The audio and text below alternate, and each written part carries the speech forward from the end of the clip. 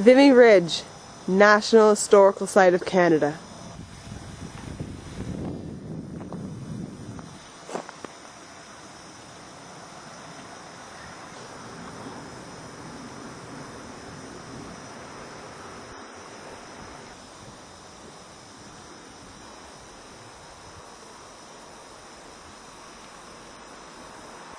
VImy Ridge, Canada's National Historical Site for Canadians of the First World War.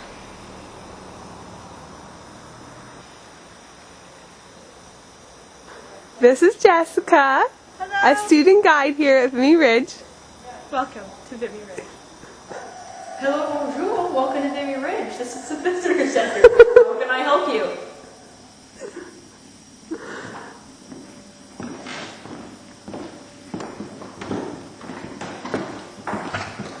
This is a map of all the Canadian sites where we fought. We have a memorial.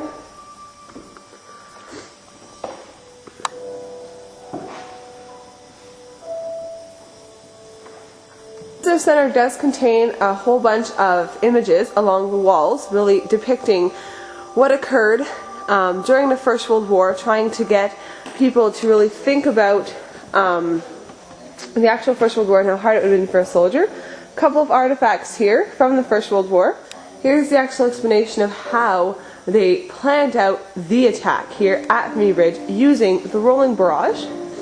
So this image really does depict how the barrage, you fire your images from here, shooting over your own soldiers' heads, allowing the ammunitions to fall in front of them and allowing the men to advance.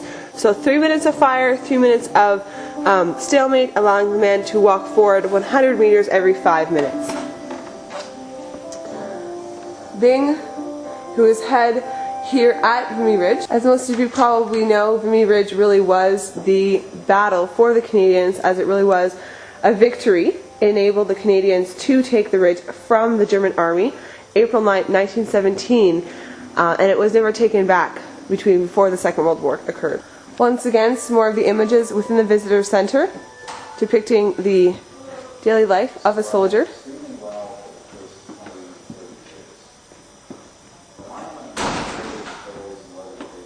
How hard it would have been to see one of your fellow colleagues fall in action.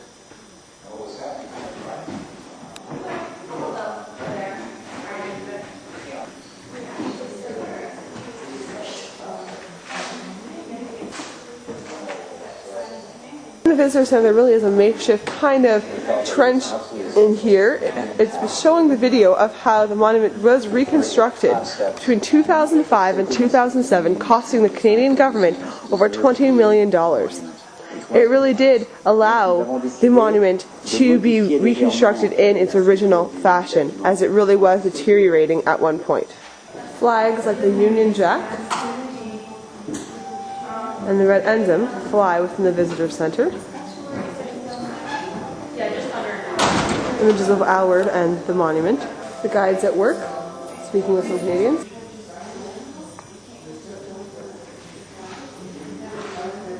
In Flanders Fields, as John McCrew was a Canadian. Really an important poem representing the hardship of the soldier and being with his fallen colleagues. The goal of a tour guide here at VImy Ridge really is to commemorate the sacrifices that the soldiers made during the First World War, using the very significant symbol of "Lest we forget, pour ne jamais oublier." So the site here really is very large. There's 207 hectares of land. So the monument, and then you have down here our administration center.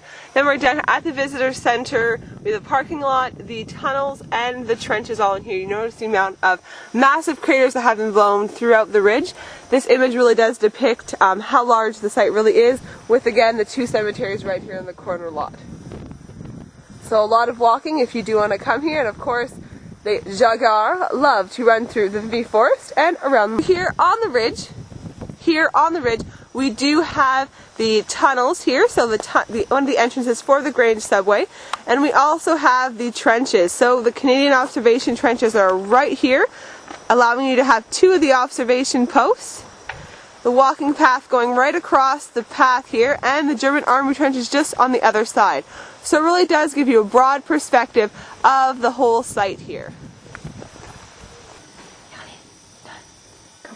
So welcome down to the Grange subway. Down here in this subway, we have a couple of things that are not actually original. If you look around, everything you see in cement is not actually original. So everything above our heads here and everything along the walls has been added during the restoration period in the 1920s. The tunnels here are actually made of chalk, so the walls really are original, except for the graffiti that you might see along the walls, as the tunnels were opened between 1930 and 1960 without guides, like myself down here. So really important to note that these tunnels really were used for three important things: transportation, communication, and the element of surprise. So these tunnels down here are as tall and as wide as they are because you would have a light rail system running along the floor, and you also need enough room for one soldier to go one way and another soldier to return back the other way. The height here today is not actually the same height as it would have originally been, as when they were restoring it, they actually had to square off the top of the ceiling. It would have originally been an arch-shaped ceiling. The one thing down here that's also not original is also the lighting. During the First World War, the soldiers would have used candles and kerosene lamps that were placed behind the wooden support beams, and with the use of a generator in this tunnel would have used lighting. So really important, we're going to head on this journey down the tunnel. We're going to talk about different things that have been done down here. These tunnels were all dug by British and Welsh professional miners, specifically the 172nd Tunneling Company. These tunnels have been digging approximately 5 meters a day. So for every meter these tunnelers were digging, they would have to take out 200 chalk bags. So within one day, you'd have about 1,000 chalk bags being taken out of this tunnel with two choices. You either A, cut the bags open and spread the chalk along the battlefield, or B, you could take those chalk bags and put them into those big, long mine craters. So really important to know how long it would have taken to really dig this tunnel. A full 6 months of time of men digging and planning out these actual routes. So all the small little rooms on the sides, the saps, and everything else. So we really are lucky today to be down here in this tunnel walking, as the floors here are completely dry today. During the First World War, these floors would have actually had 3, if not 4 inches of water and mud, as this tunnel has 14 entrances on it. So when it rains, it pours in northern France. Therefore, we really would have a lot of water influx. Down here in these tunnels, you've also had soldiers working with wool uniforms, so the smell would have been unbearable. You would have also had men who are smoking down here. You're not only sharing this space with men, you're also sharing with an animal, the famous rat, which at this point is the size of a domestic house cat. A lot of soldiers did have lice and also had trench foot during the First World War, so it really was not the same conditions we have this tunnel in today. So really imagine how hard it would have been to be a tunneler or to even be one of the soldiers that were down here for 36 hours before the attack. Luckily today we have the opportunity to look at one of the original tunnels down here. We call this tunnel the Black Watch Tunnel. This tunnel houses a couple of artifacts. So if you look along the walls, you actually have the wooden support beams. You also have the original arch-shaped ceiling. Along the floor in here, we have the light rail system. So this light rail system would have ran the whole length of this tunnel, enabling wounded soldiers, chalk, food, and munitions to be transported from one trench line to the other. Very important that this light rail system is made completely out of wood. The rails, the wheels, and the wagon. A, to not have a noise, and B, not to have sparks. In this tunnel, we do have this very obvious hole. This hole really is not original. It really is here because when it rains, it really does pour here, and the stairs become Niagara Falls. So the water has to go out somewhere. So as I said, one of the main purposes of these tunnels was really transportation. Looking down this tunnel, we have the usage of transportation being very important, bringing men and supplies from one trench down to the other. So, In this exact tunnel, we actually had approximately 1,000 soldiers sleeping, staying in here for 36 hours before the actual battle. So these men are down here for 36 hours, got the call for the actual attack on April 9th, 1917 at 5:30 in the morning. So imagine being one of those soldiers who was down here, looking to his left and to his right, wondering if he was going to see his colleague the next day or even see his wife or his children the day after the attack. These soldiers have actually gone out this exit right straight in front of us, right into the observation trench, and attacked the German army April 9, 1917. So we're very lucky also today to have the opportunity to be going up these stairs and looking at one of the other very important rooms in this tunnel. It's actually called the water point. So this room is really where men were able to come and get their drinkable water. So, before this room actually became my artifact room, I will just come down here to one of the deep fighting tunnels. So, just down this way. As the tunnel we were just looking at was solely 8 meters below the surface, the tunnel right here actually goes about 25 to 35 meters below the surface. So, right here we see this very deep inclining fighting tunnel, which is going down 25 to 35 meters, enabling the soldiers to plant ammonite bags, the explosives, to set off the mine charge to create the very big mine craters outside. So from these deep fighting tunnels, these men would have taken and pumped up the water from that exact tunnel right up here back to the room where I had the artifacts.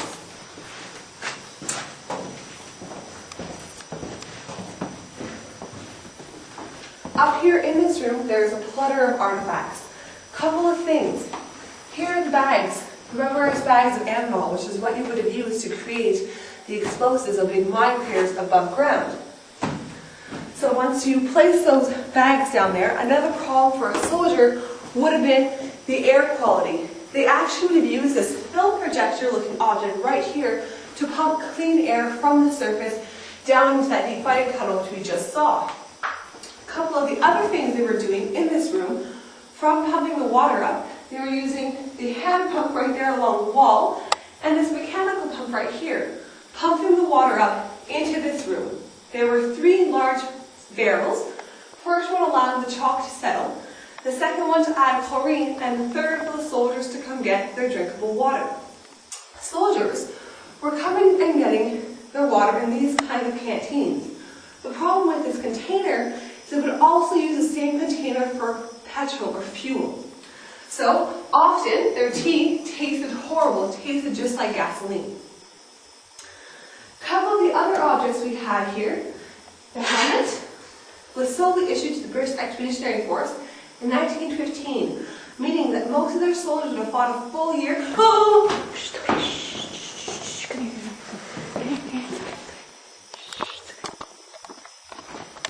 Okay. Oh my nose. Okay. I hit my nose. Okay. Most of these. Okay, you ready? He's coming this way. Yeah? Yeah. Oh. Okay, so out of the helmet. Cool. So here, this kind of film projector looking. So right here we actually have a mechanical water pump that will be able to pump the water up into this room using that purifying system. So on to a couple of the other objects that we do have up here. We do have one of the helmets that was worn by the British Expeditionary Force. So those members, New Zealanders, Australians, Canadians, would have all worn these helmets. They're definitely not impenetrable. You can see there are some holes in this helmet. However, it was better than nothing. A lot of these men were wearing soft hats with their cap badge on them, but really was not protecting them from the fire. A couple of the other things, something very simple, is actually this stand right here.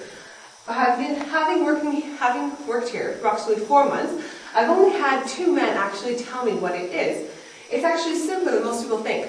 I've got everything from a wash stand, a flower stand, a rifle stand. Is actually simpler than that. It's simply take out the outer ring, put in your empty sandbag or chalk bag, fill up the bag, and put the ring back on. So it really allows for the soldier who would be holding the bag open for you to be up on the battlefield, increasing your manpower. A couple of the other things, my personal favorite, is actually the picket fences. So, in front of all the trenches, men would have put in picket fences with barbed wire here, running to protect yourself against the enemy coming across no man's land. Initially, this is the picket used. Three problems are... So here we actually have one of the evacuation plans. So the tunnel really is, we can see about 250 meters of this tunnel. The extension on the other side, the 5 rooms to the battalion headquarters, the long tunnelway here. Then this is the water point here. This is the deep fighting tunnel right here. This is a small other little room, and then the other exit. So it really does give the visitors a good variety of what a tunnel would have looked like during the First World War. So we're heading down now towards the battalion headquarters. So interestingly enough, these battalion headquarters were actually not dug by the British. They were actually dug by the French in 1915.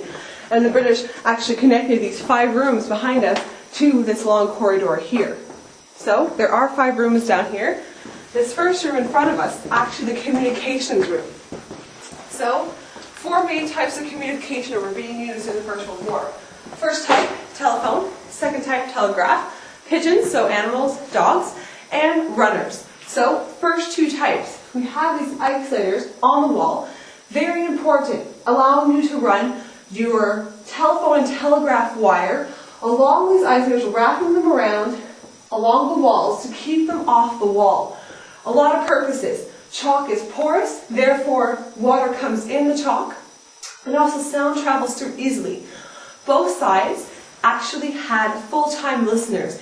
They were using this apparatus called the geophone, so kind of like a doctor's stethoscope, listening to the chalk to see if they could hear any of the beep beep or the bleep bleep of the telegraph. So always remember, wrapping all your electrical wires along these isolators. A lot better to have your wiring down here, 8 meters below the surface, than running along the battlefield above. In the second type, we actually have the runners. So in this room back here is actually a runner's bedroom. Today we do see 2 beds, however there would have actually been 8 to 10 beds, kind of in a bunk bed style in this room. The reason why this room is so close to this communications room is because the officers really did want to be close to their runners. An officer would come in this room, wake up 2 runners, and send them up to this, tell them the message, have them memorize it, and send them up to the surface. So right here we have one of the original exits of the tunnel. The runner would exit right here and deliver his message. Runners are a really important man during the First World War. They were volunteers. Their average lifespan was only 5 to 7 days, so very dangerous. These runners had to be short, very fast, very smart to memorize all of those messages. A famous runner is Adolf Hitler, actually, during the First World War, was actually supposed to fight here at VImy Ridge and actually fell sick 3 weeks prior. So that's your first room, the communications room. Right through here on the left, we actually have a bedroom, the Lieutenant Colonel's bedroom. There were 2 battalions down here, Princess Patricia's Canadian Light Infantry and the Black Watch from Montreal. Those 2 battalions interchangeably used these battalion headquarters for the battle. So the last Lieutenant Colonel to use that room was Edgar Adamson of the PVCLI. That was his bedroom. Right straight through here we actually have the operations room. So there would have been a large table on the floor. You would have had maps, air photography along the walls. The smaller little details of the battle would have gone on right here. So things like how much food, how many munitions, how many guns, where the men were going on the battlefield. The larger plan of the attack, the rolling barrage, was actually being discussed farther back, about 7 kilometers from the front. So his room, his office, and right straight through here we have the officer's mess. So a room in which the officer was actually able to relax a little bit, despite the fact that there are shells and bombs going off about 5 or 6 meters down. So very close, chalk will be falling off the walls. So from here we have a very narrow corridor. We're going to be going back out to the long stretch of the tunnel.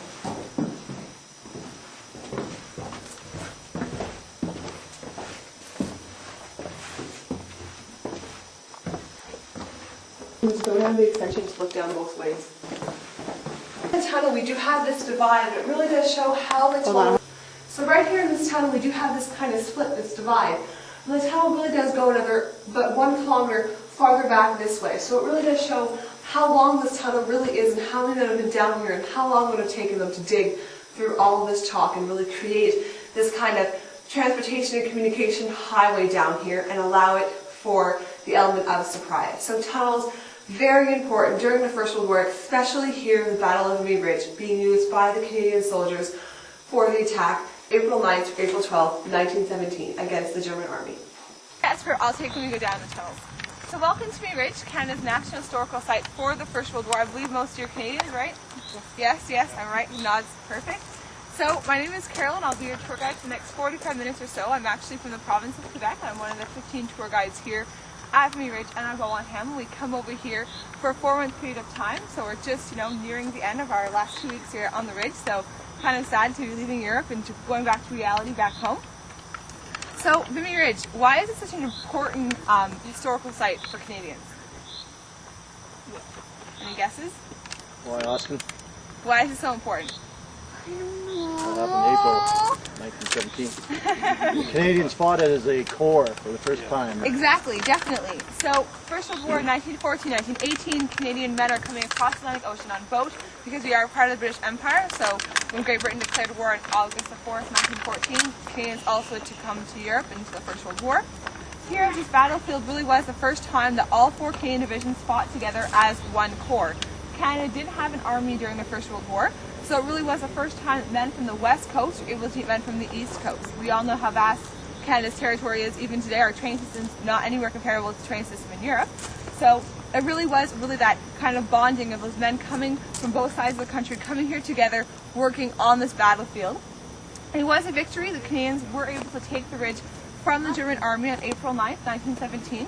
But that victory did come with a lot of costs. About 4,000 Canadians died during those 4 days of the battle, about 11,000 casualties. Has everyone had a chance to go to the monument this morning? Yes? Okay. So when I'm talking about the ridge, I really am talking about where the memorial is, because that really is a strategic high point. They call it Hill 145, as it really is the high point on this whole battlefield.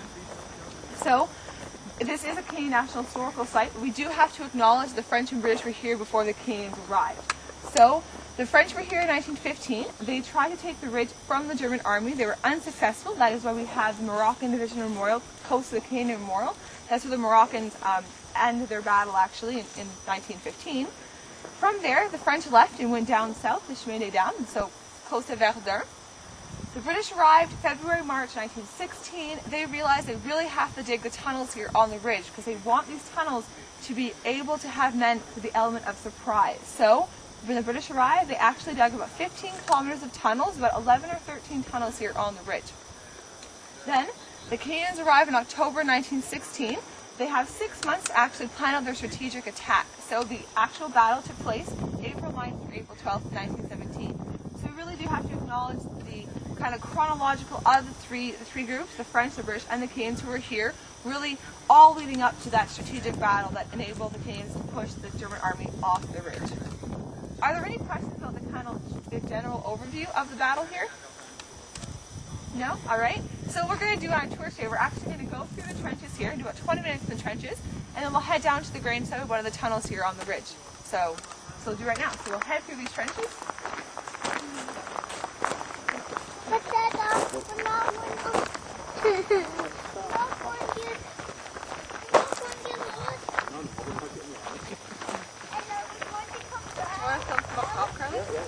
I'll stay down in. Sure.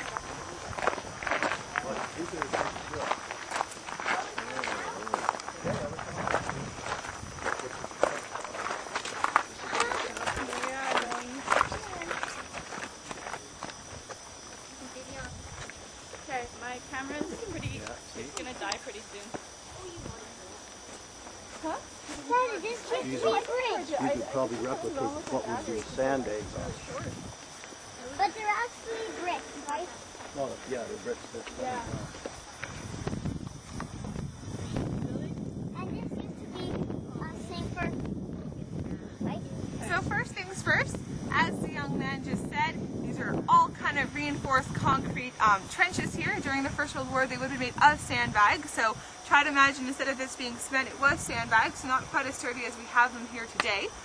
These trenches were fortified in the 1920s when the Canadians were waiting for the stones from Croatia to create the monument here on the site. So the workers were already here. Those workers were able to recreate these trenches and refortify the tunnel here on the ridge. So a couple of things about these trenches. Trenches are always made kind of in a snake-like pattern. That pattern for two main reasons, because A, if your trench was in a straight line, it makes it very easy for the enemy to come out of their trench and have a trench raid, take out a gun and shoot all of your men in a straight line. So it really offers a sense of protection. Also, it offers, if a mortar or a shell or a bomb goes off here, the angle of these trenches really contains its capacity of the shell not to ruin the rest of the trench. So they really were dug for very specific reasons in this kind of snake-like pattern. The other thing we have here in the trenches, just so you know, 1916, 1917, when the 2 years the British and the Canadians were here, were the wettest 2 years in northern France. So it often rains a lot in Europe to begin with, especially in northern France, but you have to imagine a lot more rain during that period of time. So they actually implemented two main things. What you're all standing on right here, they kind of look like ladders, but they would have been made of wood. They're duck boards. Very important, these duck boards allowed the men to keep their feet out of the water and on these duck boards.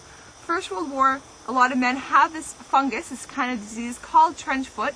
It would kind of eat at your foot would swell up, become a bluish greenish color, and you have a hard time walking. So a lot of these men actually had their feet or their legs amputated because they couldn't stop this fungus from spreading. So safer to keep your feet on this duck board than down in the hole. The other thing they actually implemented were these kind of little shelves here on the back side and on the front side of these trenches. Important, you can keep your rifle, your journal, your personal belongings, and even sit or sleep in one of these little cubby holes. So really important, keeping yourself and everything out of the water as much as possible, trying to stay dry. That being said, whose trench is this? Who would have been in this trench? Which side are we on right now? German side? No, we're actually on the Canadian side. Yeah. Or the north side. So this trench is actually the Canadian observation trench. So it really is the trench that is right before no man's land and the German observation trench. So we really are in the first trench right in front of no man's land. In this trench you would have had approximately 8 to 10 Canadian soldiers here, their job being to observe the enemy. Are there any questions before we head on? No? Alright, so I'll have you all come over here. You all want to head up into these two observation posts up here.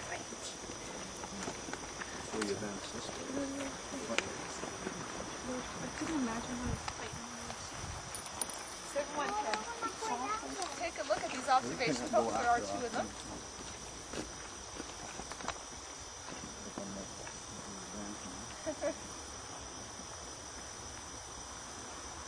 So these observation posts really are very important in this trench. As I said, you always want to be looking and listening at the enemy. The German army is a mere 25 meters from here in their trench, so it really is very narrow, this no man's land here. This metal sheet you have in front of you really offers a sense of protection, so bullets will not be coming right straight at your face. The hole just big enough for your rifle and for your eye. What soldiers often would have done is actually taken off their jacket and kind of put it over their head, sort of like this, so that when the sun was going up and down, they will be silhouetted with the sun. So you're trying to darken the color of your eyeball, so it's not a bright white color in that little hole of that metal sheet. So, really an important job to be a soldier in this observation post. You really are the leeway between the German army and your commanding officers, so you always have to be very alert. But we often talk about the First World War casualties, so men who would have had a body part amputated or men who would have lost their lives. We don't often talk about men who had mental damage, actually. So this would probably be an example of a man who would have been here, let's say the night before there was a trench raid.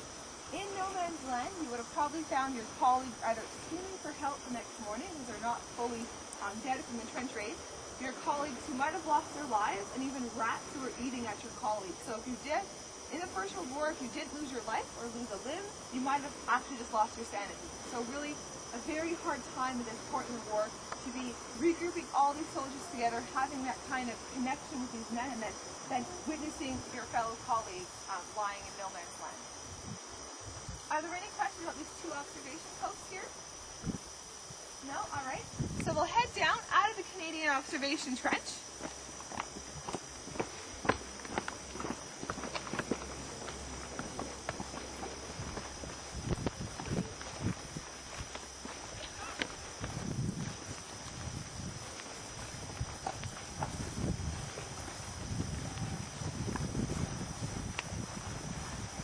if you all want to take a look at this trench actually as we head out, this trench is actually perpendicular to this one. The reason for this is that this trench is actually a communication trench, and you can tell as without these cement kind of sandbags we have here, how low these trenches have become, which is another reason why we try to refortify these trenches. So if you were a soldier in that observation post, you saw or you heard something, you had to relay that message to your commanding officer, your soldier, your colleague would run down this communication trench to inform the rest of the group. The front line is just the other side of that white cabana over there. So really, a means of communication, having trenches like this, lateral, and having a perpendicular one between the two to communicate between the two trench lines. Which later on became the tunnels, which we'll talk about. So we'll head out this Canadian observation trench now. Dada, what does this say? G-R-A-N-G.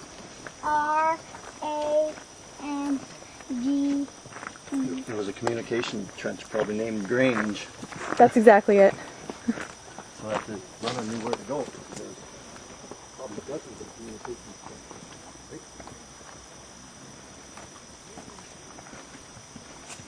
The guys in the observation post, they feedback intelligence back to the command post, which would be back there.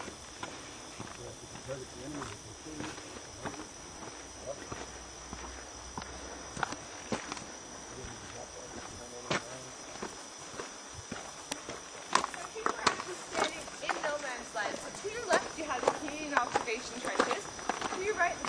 observation trenches. So really a very narrow space of land, about 25 meters between trench lines. A couple of things have changed between the First World War and today. All the trees that you have here on the site were planted in the 1920s, so imagine absolutely no trees, barren land, so no grass, no flowers, really just mud and soldiers at this point in time. One of the other things we have in the First World War are barbed wire picket fences, which I'll get a chance to show you later on in the tunnel. Right here we have this electrical fence, which does enable us to keep the sheep in, which are our lawnmowers here on the ridge. It's kind of the same idea. You have these barbed wire picket fences lining in front of both lines of trenches for an extra line of defense. One thing that really hasn't changed are the holes here on the area. So you have the smaller hole, which would have been caused by a bomb, one of the ones shell sitting right here in the pathway. However, the larger hole that you all can see right here, which is called a crater, how is that created? probably by an aircraft, 2,000-pound bomb or something like that. Not quite. Or another artillery bomb, a bigger A what? A mine, exactly. So, we're going to go later on into the grain subway. One of the tunnels here on the ridge is about 8 meters below the surface. From these tunnels, the miners were actually digging 25 to 35 meters down into the ground. Out to the side, they created 3 small chambers. In those chambers, they brought down these rubberized bags with explosives. The explosive was called aminol, so it's kind of like a fertilizer mixed with a little bit TNT and other kind of explosives. Brought down those bags, filled up those 3 chambers with the chalk from the tunnel, packed the hole back up, and set off the explosion. So every time we see one of these huge, huge holes, it means there has to be a tunnel close, because that's how you create these holes. They're all from underground mining. So we often talk about the First World War as a war that men went up and over the top in the trenches, but you also have to remember that a lot of men lost their lives in these mining. So men who would have brought down the rubberized bags and lost their lives from drowning, these tunnels collapsing, things like that, a lot of men would have perished because of these mines. There are 3 different types of these kinds of mines. You have tactical mines, which is what this one is. No man's land used to span right back into that white cabane. So when the British were here in 1916, they actually set this mine. Blowing up this mine creates this kind of lip right here, this little ridge, allowing the British soldiers to rush for that lip and have a narrower no man's land. So this is a tactical mine. You could also have an offensive mine, so dig down underneath your enemy lines, blow up their trench, or dig down beside their trench, blow it up and suffocate them with all the dirt that's flowing over. So really, mining was a huge technique being used in the First World War, and really one of the major kind of inventions at this point in time. Are there any questions about no man's land? No? All right. So we'll head over to the German Army's trenches just over here.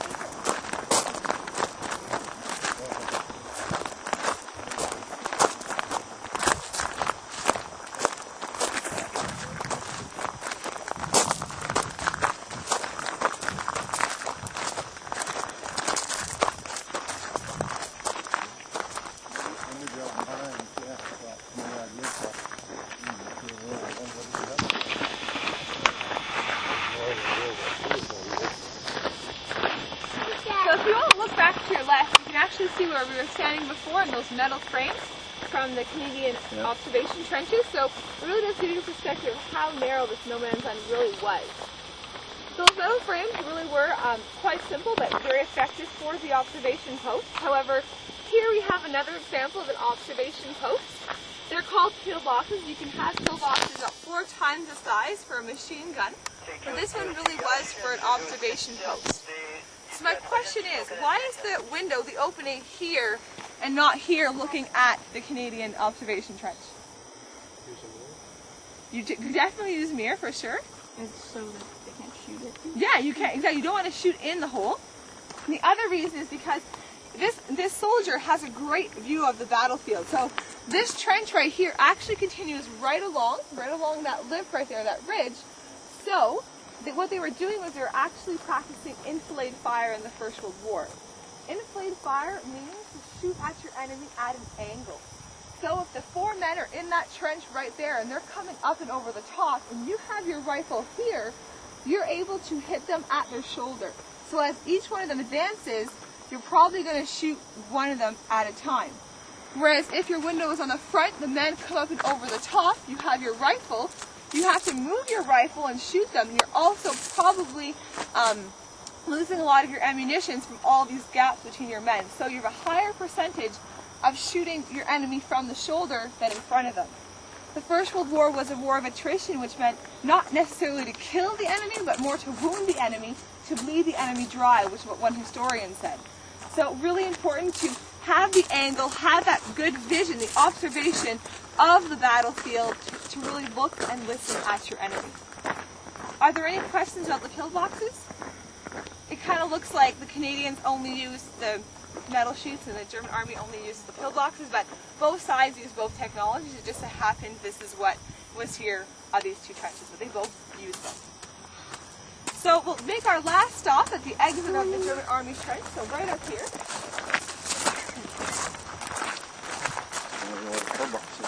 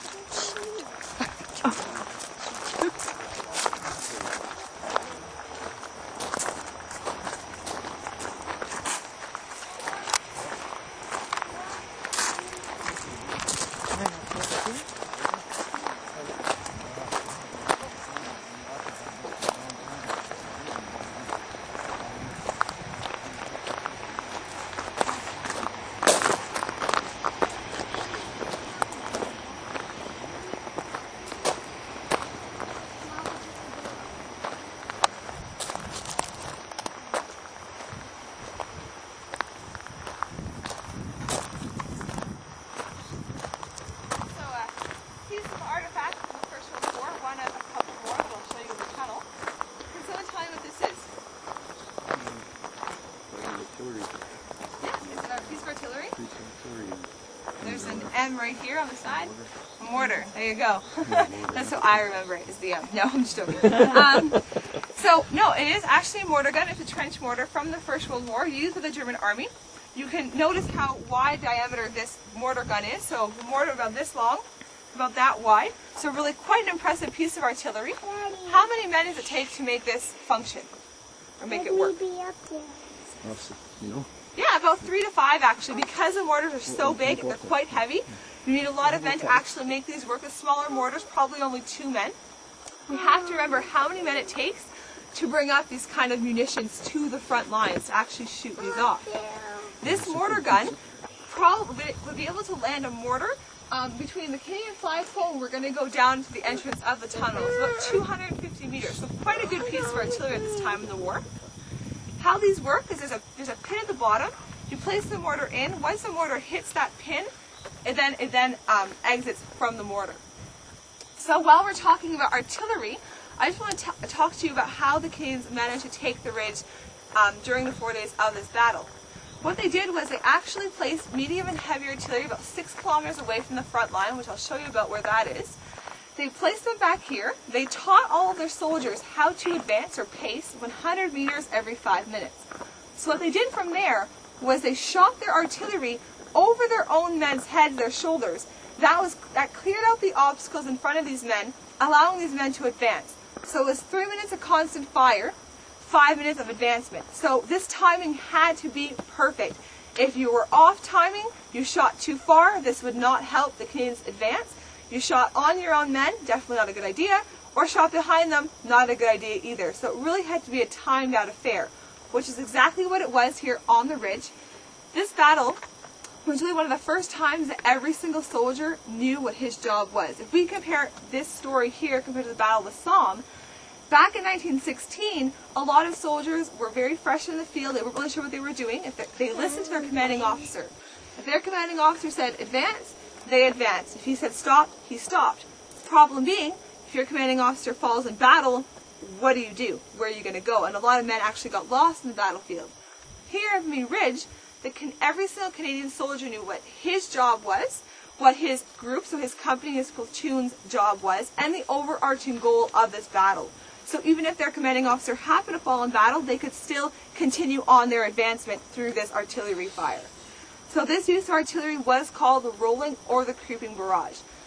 Used before 1916, but not very effective because the timing was off, but here it really was perfected.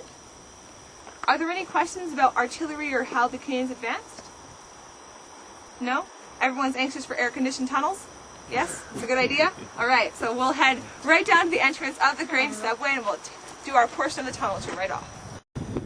So here we have Canada's National War Memorial to the First World War.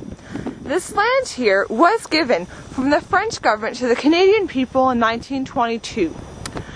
The Canadians, being such a democratic country, decided that they would have a competition for who was going to create the National Memorial. In 1924, 400 applicants sent in what they wanted to be the National Memorial.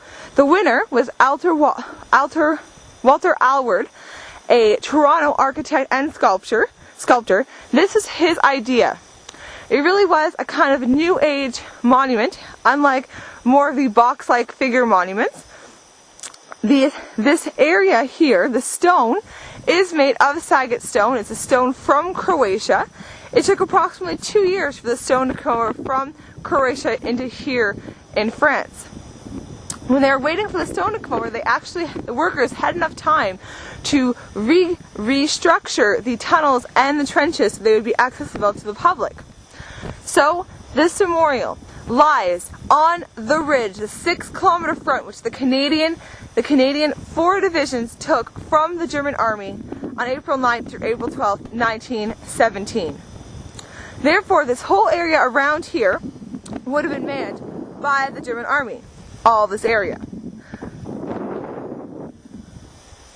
So on the monument, you have a lot of extremely explicit features which will be coming up shortly. The tomb here on this memorial is actually an empty soldier's tomb. The reason that this tomb is empty is because it really does represent the names of the 11,285 Canadian soldiers who gave their lives in the First World War and who have no known grave within France. Those serving in Belgium and who lost their lives with no known graves, their names lie on the Menin Gate in Belgium. So we have the unknown soldier's tomb here at the bottom with an inscription on it. Right above this tomb, we actually have Mother Canada. This sculpture, probably the most famous and the most exquisite, is called Mother Canada, as Canada was only created in 1867. This battle took place in 1917, meaning a difference of about 50 years. So Canada was a very young country, as this lady is a very young lady, holding a bouquet of flowers in her right hand, looking down on her lost sons, brothers, fathers, cousins' tomb right below. On the two sides of the memorial, we do have 2 more groups of statues, groups of figures. Very exquisite figures. Then you have the other side. Again, one man breaking the sword, ending the war, the 2 giving their lives. The memorial here does stand about 30 meters tall,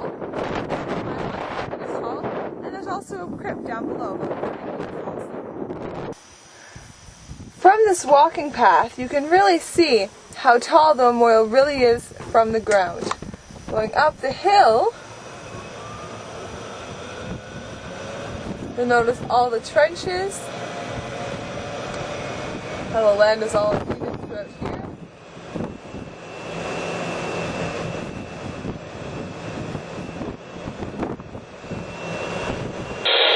Back on the top of the hill, you can see where the memorial stands. The walking path is right here. And you can see right across the two-way plain. Those heaps right here. From here, you can see Mont Saint-Éloi. Right there, way off in the horizon. That is where they would have had the heavy meter artillery placed for the battle here. It's about 7 kilometers away. Here on this site, this is the entry, the walkway from the parking lot in through. So these are maple trees, as the people will be able to walk through them and walk towards the memorial. So Mont Saint-Éloi is back there. Pathway right up here to the memorial. Down here at the bottom you have the mourning man, the mourning woman. Along the outside you'll notice the names engraved of all the 11,285 soldiers. The two pylons here, the left one representing Canada, the right one representing France, that being known from the two engravings of these two shields right here, the cross and the fleur-de-lis. On your left you have knowledge, on the right you have sacrifice. So, two allegory figures on these two pylons, as the left one is Canada, the right one is France. On a day like today with the blue sky, you have the Atlantic Ocean, the ocean that separates the two countries. So, the founding blocks come together at the bottom, and they come together as one. As it states here on the memorial, this memorial really was raised in memory of all the soldiers who gave their lives in the First World War. So from walking around the memorial monument, we do see the plains, the places in which the Canadians fought during the First World War are engraved on the sides of the memorial. From the top of the monument, you can see again Mother Canada and the 6-kilometer front in which the Canadians took from the German army and pushed them into that plain down in front. On the front of the memorial, we do have the man who is giving his life. He is stepping on the sword of sacrifice and the flame bearer. On the top, on the left-hand side, you have justice, hope, and faith.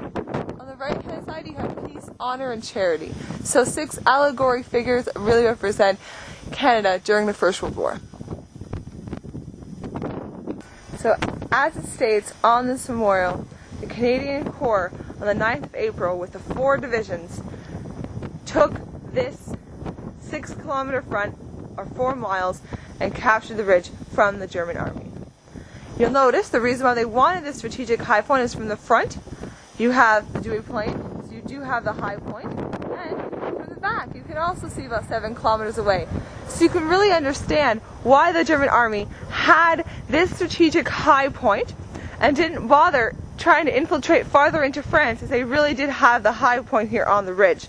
So the French tried to take the ridge in 1915, unsuccessful. The British arrived, planned the attack. The Canadians come here, complete the attack, and they're able to take this high point, which really did offer them the advancement throughout the First World War.